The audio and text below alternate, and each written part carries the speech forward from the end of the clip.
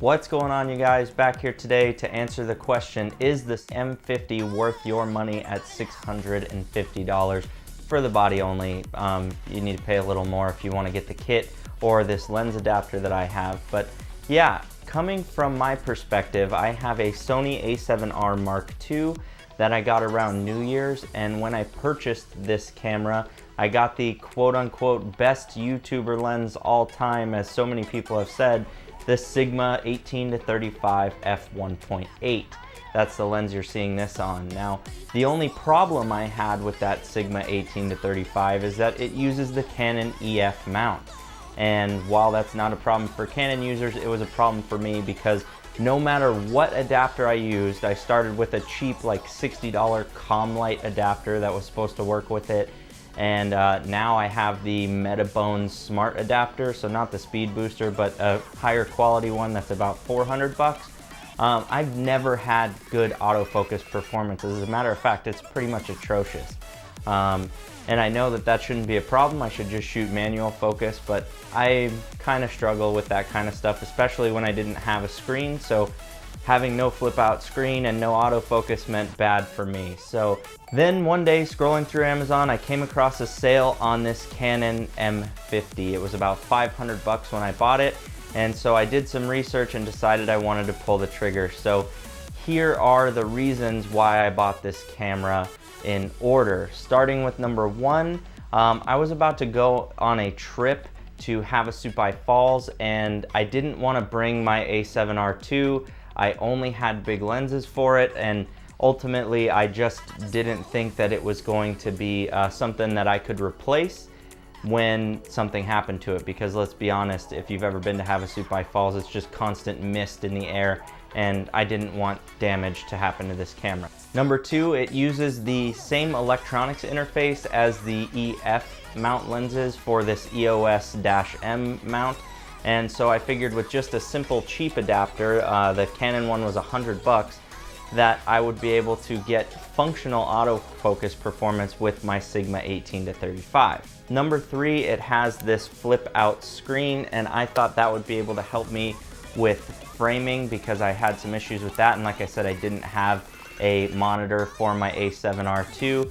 So I figured that might be helpful for me. Number four, the colors out of Canon cameras are supposed to be second to none. So I figured I would get this camera to see if I liked the color science that comes out of this camera a little better, and see if I wanted to switch full time, because ultimately if it was really good, I'd be able to sell my a7R II for much more than I paid for this and still make the same quality videos. Number five, I wanted a B camera, so kind of contradictory to my last statement where I said I might be able to sell my a7R II.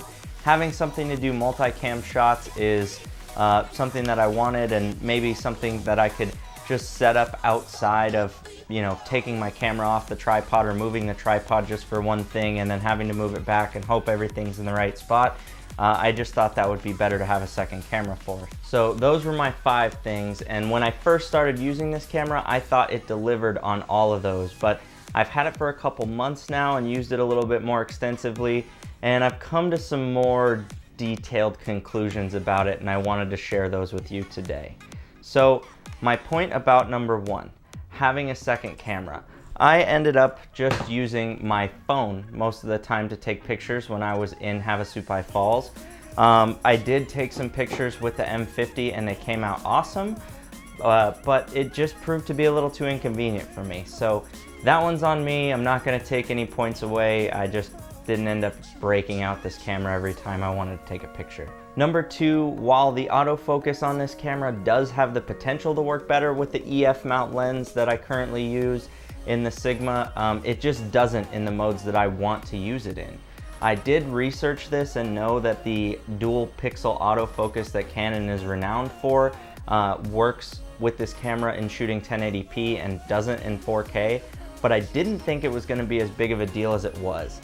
If you're going to shoot 4K with this camera, you need to manually focus your shots. It won't pull focus if you need it to. You just need to set it up on a tripod, and that's kind of what I was already doing with my a7R II. And if I was going to struggle with that with my main camera, I didn't want to have to struggle with it with my secondary camera. So That being said, yeah, -1 for lack of autofocus when shooting 4K.